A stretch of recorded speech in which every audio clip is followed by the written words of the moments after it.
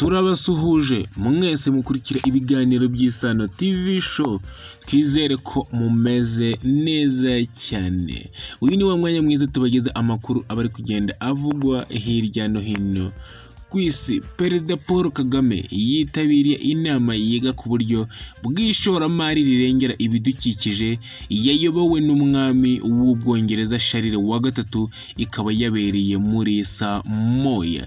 Iyi nama itegurwa n'umuryango mpuzamahanga uzwi nka SMI, Sustainable Market Initiative, uharanira guteza imbere ishoramari rirengera ibidukikije.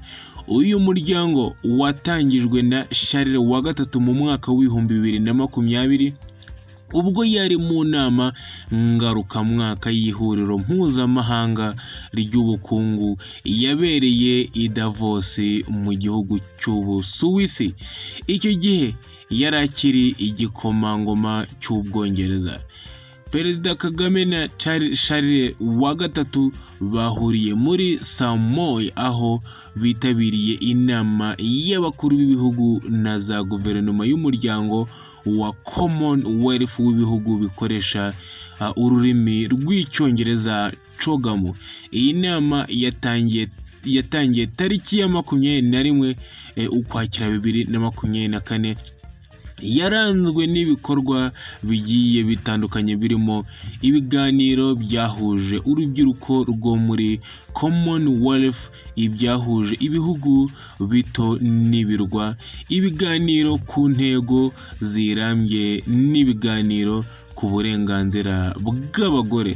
Biteganyijwe yuko kuri uyu wa 25 Ukwakira 2024 aribwo haba inama nyirizina ihuza abakuru b'ibihugu na za guverinoma muri Commonwealth cyangwa se COGAM.